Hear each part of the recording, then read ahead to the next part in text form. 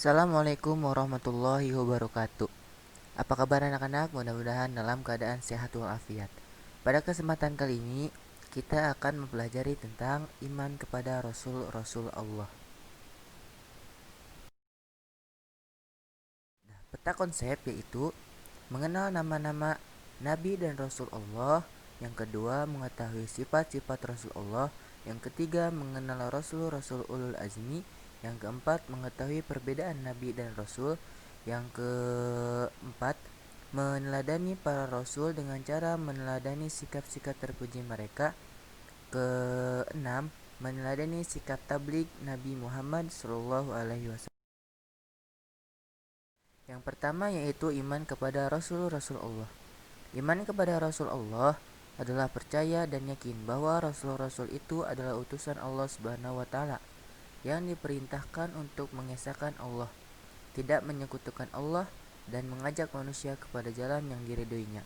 Iman kepada Rasul-Rasul tidak cukup hanya dengan meyakini, akan tetapi harus diikuti dengan meneladani sifat-sifat terpuji mereka. Allah Subhanahu wa taala menjadikan Rasul-Rasul Allah sebagai khalifah umat manusia.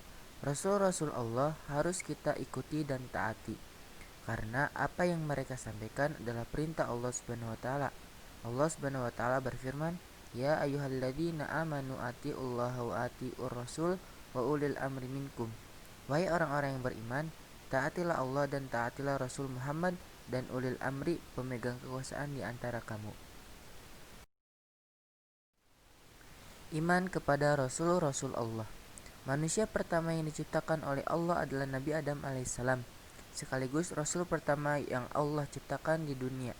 Nabi Adam alaihissalam diberikan tugas oleh Allah Subhanahu wa taala sebagai khalifah pemimpin di muka bumi ini. Sementara Rasul terakhir adalah Nabi Muhammad Sallallahu Alaihi Wasallam.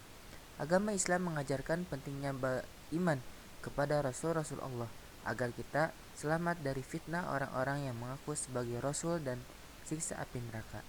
Islam adalah agama yang diridai Allah dan merupakan ajaran yang dibawa oleh Rasul-Rasul Allah. Wujud keimanan kepada Rasul-Rasul Allah dapat dipraktikkan dengan cara sebagai berikut. Yang pertama, menaati ajaran yang dibawa oleh Rasul-Rasul Allah. Taat dengan menjalankan semua hal yang diperintahkan Allah dan Rasul-Nya, serta menjauhi semua hal yang dilarang oleh Allah dan Rasul-Nya.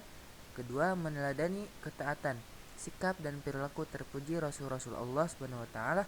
Tuntunan untuk meneladani dan menaati apa yang Rasul-Rasul Allah perintahkan semua ada di dalam Al-Quran dan hadis. Kita sebagai muslim perlu mempelajari dan membaca isi serta kandungan Al-Quran dan hadis sebagai pedoman hidup kita.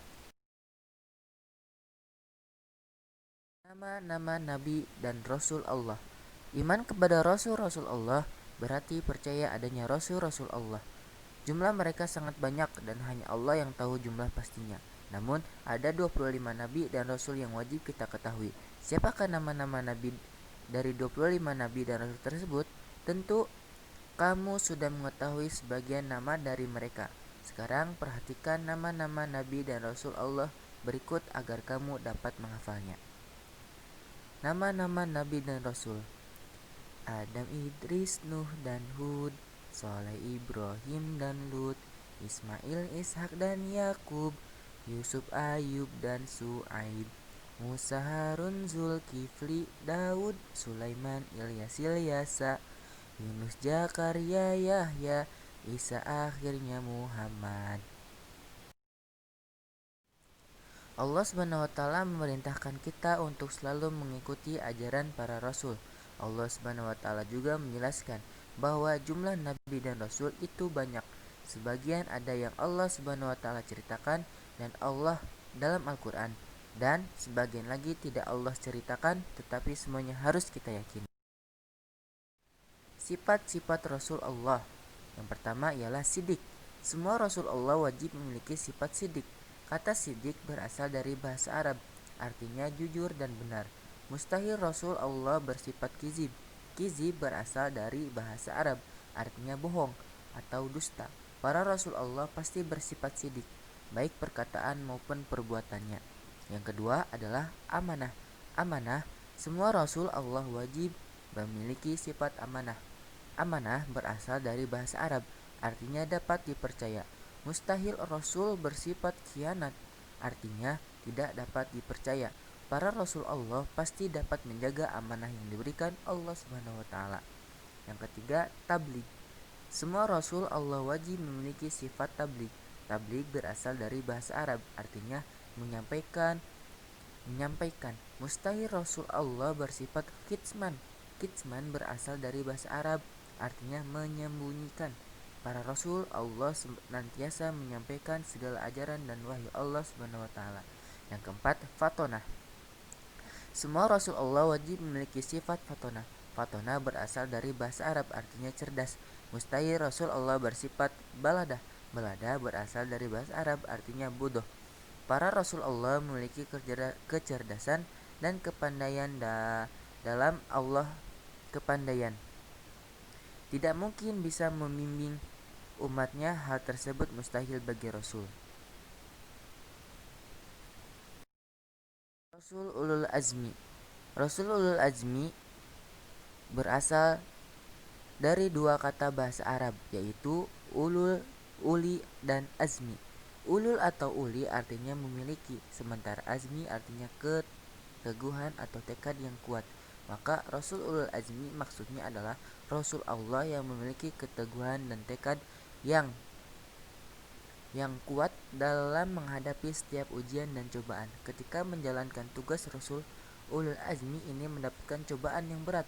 Ketika menyampaikan ajaran Allah kepada kaumnya, Rasul Ulul Azmi berjumlah 5 orang, yaitu Nabi Nuh alaihissalam, Nabi Isa alaihissalam, dan Nabi Ibrahim alaihissalam, Nabi Muhammad SAW, dan terakhir Nabi Musa alaihissalam. Beberapa kriteria atau ciri yang dimiliki oleh para Rasul Ulul Azmi yaitu sebagai berikut. Yang pertama, memiliki kesabaran yang tinggi dalam berdakwah, memiliki mukjizat luar biasa, senantiasa memohon kepada Allah agar tidak menurunkan azab kepada kaumnya, senantiasa berdoa agar Allah SWT memberikan hidayah.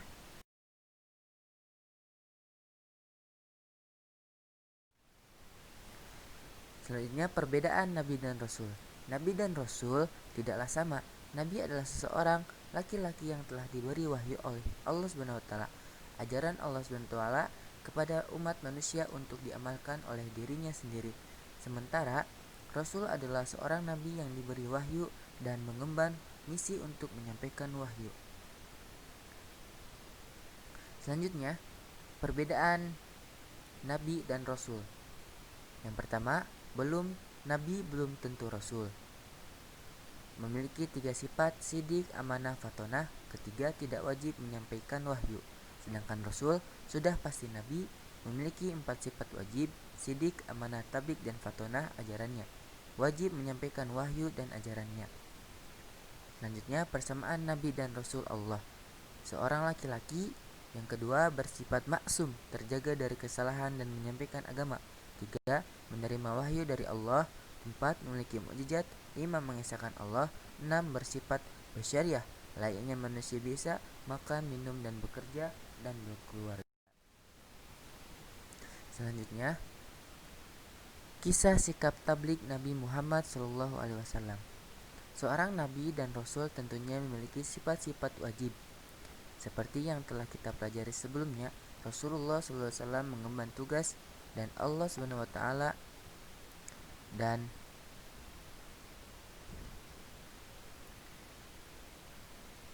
tugas mulia. Ini harus diikuti dengan sikap yang mulia pula. Salah satu sifat yang harus dimiliki oleh para rasul adalah tabligh, yaitu menyampaikan kebenaran ajaran Allah SWT kepada umatnya menjadi tugas para rasul, baik itu berupa perintah ajaran maupun larangan dan teguran. Hal tersebut menjadi kewajiban para rasul, termasuk juga menjadi tugas Nabi Muhammad SAW. Nabi Muhammad SAW diutus kepada bangsa Arab adalah untuk mengisahkan Allah dan memperbaiki perilaku dan akhlak jahiliyah bangsa Arab. Kehidupan bangsa Arab saat itu sudah sangat mengkhawatirkan dan jauh dari nilai-nilai terpuji. Pada waktu itu banyak bangsa Arab yang menyembah berhala dan melakukan perbuatan maksiat. Tugas menyampaikan ajaran Allah tidaklah mudah, banyak ujian dan cobaannya. Nabi Muhammad SAW harus menghadapi perlawanan dan kaum Quraisy. Perlawanan tersebut terjadi setelah Nabi Muhammad SAW mulai menyampaikan dakwah secara terang-terangan. sebagaimana yang diperintahkan oleh Allah Subhanahu wa taala. Dengan dimulainya dakwah secara terang-terangan, banyak tokoh pembesar Quraisy marah terhadap dakwah Nabi Muhammad SAW. Mereka takut kehilangan pengaruh dan wibawa di kalangan masyarakat Makkah. Nabi Muhammad SAW juga harus menghadapi ancaman dari pamannya sendiri, yaitu Abu Jahal. Ancaman cacian dan hinaan yang datang menyampaikan ajaran Allah Subhanahu wa taala kaumnya berkat ketekunan dan kegigihannya menyampaikan ajaran Allah. Akhirnya Nabi Muhammad SAW berhasil menyebarkan agama Islam kepada bangsa Arab. Meneladani perilaku tabligh Nabi Muhammad SAW. Al-Quran telah menyebutkan bahwa pribadi Nabi Muhammad SAW adalah teladan yang baik bagi kita. Salah satunya adalah sikap tabligh beliau dalam berdakwah, yaitu menyampaikan, menyebarkan, dan menegakkan agama Islam, terutama mengenai ketauhidan. Demi Allah, meskipun mereka meletakkan matahari di tangan kananku dan rembulan di tangan kiriku, aku tidak akan berhenti menyiarkan agama Allah ini hingga agama ini menang atau aku binasanya karenanya. Itulah yang dikatakan Nabi Muhammad SAW ketika dakwanya tertentang kaum Quraisy dan orang-orang kafir. Sikap Rasulullah dalam menyampaikan ajaran Islam adalah sebagai berikut. Yang pertama, teguh pendirian dan tahan uji. Yang kedua, bijaksana tegas dalam menyelesaikan permasalahan. Yang ketiga, selalu menunjukkan akhlak yang terpuji, baik kepada teman maupun kepada lawan. Sabar, tabah, dan berserah diri kepada Allah dalam setiap perjuangan. Alhamdulillah, materi dari pertama sampai akhir telah tersampaikan. Mudah-mudahan ada manfaatnya. Mohon maaf apabila ada kesalahan. Wassalamualaikum warahmatullahi wabarakatuh.